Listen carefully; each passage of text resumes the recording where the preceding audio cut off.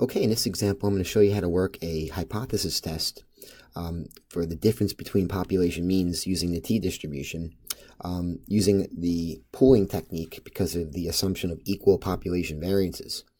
So I have an example here from our textbook. I believe it's on page 712, number 48.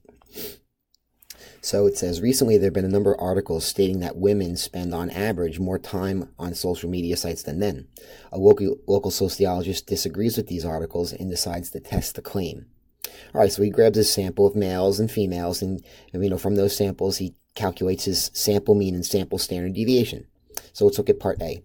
It says, perform a two-sample t-test in order to test this claim that the population mean time spent on social media sites for men is not significantly different than the population time spent on social media sites for women.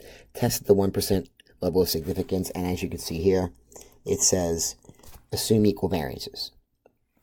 All right, and don't forget, when it says assume equal variances, that uses the pooling technique that we've discussed in the textbook. All right, so Part B asks us for a confidence interval. What we'll do in this video is we'll work the hypothesis test, and then in a separate video we'll do the confidence interval. All right, so I've put the template in here. And the first thing it's asking us to do is to test that there is a difference. So that's going to be a two-tailed scenario. And, the population 1 and 2, you could call them men, women, or women, men. It's whatever you prefer. So I'll call this men and this women.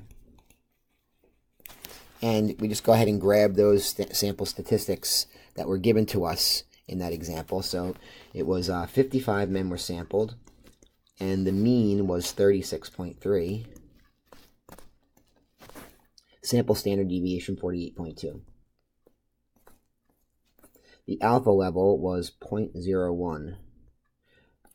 Now, the use of this template really is optional, I'll be honest.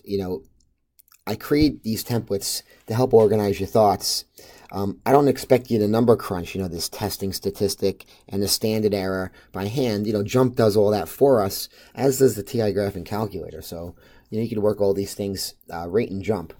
There were 60 females sampled. The mean was 42.5 for those 60 females, and the standard deviation of those 60 females was 51.4. Again, this is all sample statistics. Note that we are given the sample standard deviation for each group. That is why we are doing a t-test. All right, now I'll be honest, I believe just about everything else on the template is given as an output in JUMP. But while we're here, let's go ahead and draw and label our picture. This is going to be a two-tailed test because of the format of the alternative hypothesis, being not equals to. This means two tails. So we have a critical t-score right here and another one right here. And, we could look those up in the t-table. We could go to the graphing calculator and get it. JUMP's going to give them to us anyway, so I'm not going to go ahead and do go looking them up. So this is 0.99, and don't forget, if you take that 0.99 and the remainder, which is alpha, the tail area here, the level of significance is 1%. So if we split that equally, each of these little tail areas gets a 0.5% each. So let's label this picture up. So here we fail to reject. It's above the non-critical region. And above the critical regions, remember, the decision rule will tell us to reject the null hypothesis. All right, so we'll fill out this decision rule once we figure out those critical t-scores. But like I said, let's let JUMP calculate all this stuff. So what we're going to do is we're going to input all this information into JUMP's t-testing menu. Remember, it told us to assume equal variances, so there's a pooling technique, and this standard error right here is the pooled standard error, basically just a weighted average of the standard deviations. All right, so I'm going to go to JUMP and pull up the statistical calculators. Remember, in the add-ins menu, there's these statistical calculators we added in, and one of them says hypothesis tests for two means. First thing it asks you is, hey, what do you give me? You give me raw data, or you give me the statistics? Well, we've got the summary statistics. In other words, we don't have the 55 results of the survey for the males and the 60 results for the females. All right, so this menu does 3 different tests, actually. It does the standard Z test, and then it does both versions of the 2-sample T test. So we're talking a 2-sample T scenario. And as you can see, the assumption already for the variance is equal variances. Okay, so that's fine. Choose the type of the alternative. 2-tailed test. Okay, we have that. Yeah, let's reveal the decision once we finally enter everything in. And now in this section over here where the test inputs, this is where we got to give it all the information. So this takes a couple seconds. So let's go ahead and input this. The hypothesized difference of the mean. All right, well, remember, that's on the template, and that's what we assume. The null hypothesis assumes that there is no difference. In other words, the difference is 0. Then the alternative tests against that. All right, so we're going to leave that at 0. Sample 1's mean. Okay, that was 36.3.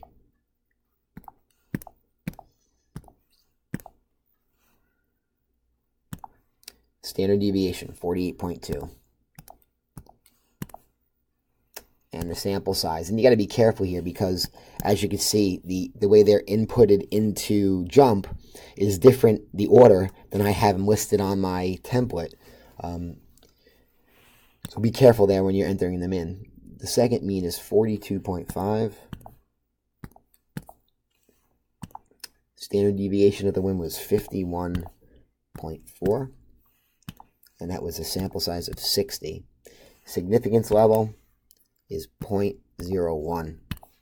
All right, well, once you enter all that in, as you can see, it gives me all the output here. All right, so which is kind of interesting. So let's give it a look here. The observed difference, mean 1 minus mean 2. And they're talking sample means there. If you subtract the 42.5 and the 36.3, you're getting 6.2. The standard error of the difference, that 9.3145, that's right here, the pooled standard error. That's on, the template there. The t-score, all right, well, that t-score is the testing statistic. Here's the t critical values and the p-value, and it's even telling us what to do. I mean, this thing really gives us all the output we need. Actually, you know what it didn't do, though? It didn't tell me the degrees of freedom calculation. Some programs do. This one did not. It's an easy calculation, though.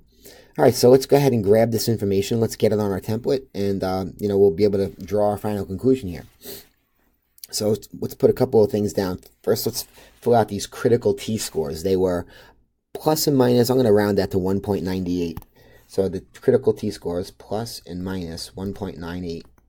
That goes here. 1.98 and negative 1.98.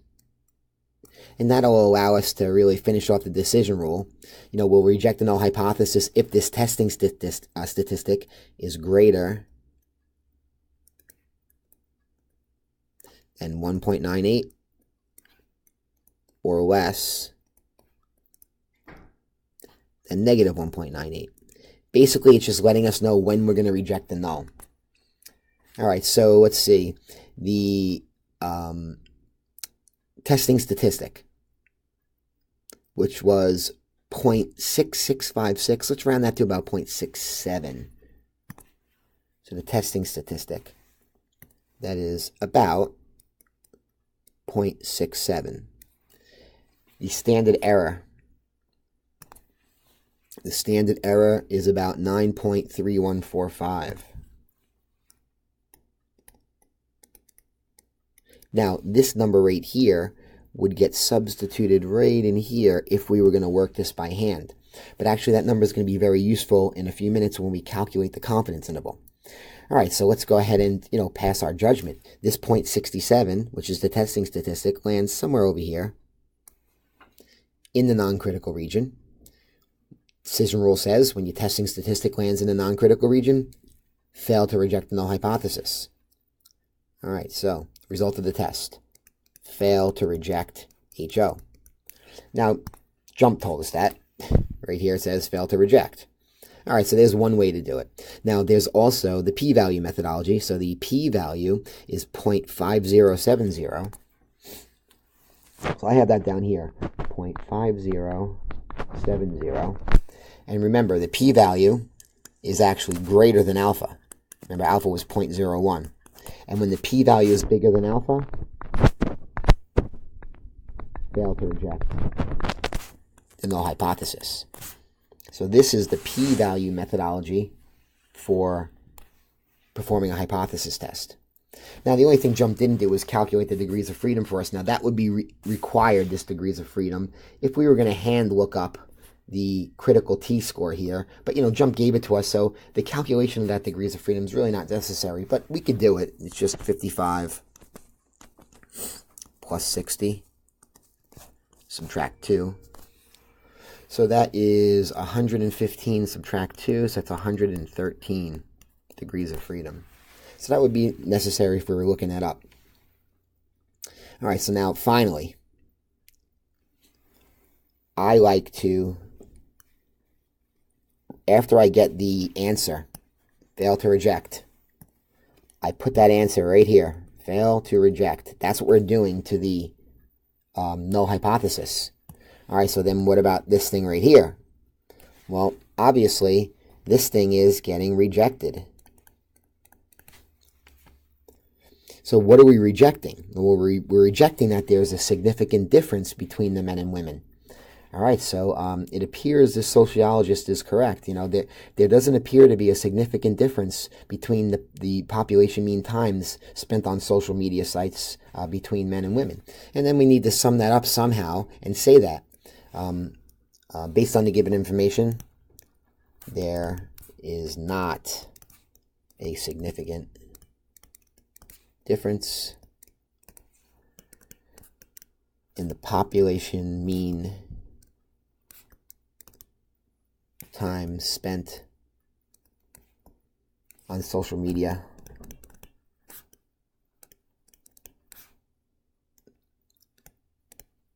between men and women. A lot of people argue, say, but there is a difference. Look, when we got our averages, we got these two things here, and there's a difference there, correct? There's a difference, and that's called sampling error. Notice here's the middle of the distribution, and this is falling away in terms of a standardized score, because the center here, don't forget, is 0. It's falling away, but that difference or that distance that you're falling away, that's just called sampling error. But that difference that we're seeing, this distance here, is not a significant one. In order for it to be significant, we would have had to land in one of these critical regions. All right, so as you can see, performing a 2-sample t-test is not terrible. Now, the use of this template, again, is optional. You have to make that decision for yourself whether you feel you want to use the template when you're doing examples in my math lab and when you're doing, the questions that I give you in class and on exams. The template will be provided to you regardless. One thing you could use as your output would be this thing right here. You could make a copy of this output screen and reference this and draw your conclusion using this screen right here. So, really there's the options are open for you, and I'll let you make that decision on how you decide you want to answer these questions. All right, thanks for watching. If you have any questions, feel free to send me an email.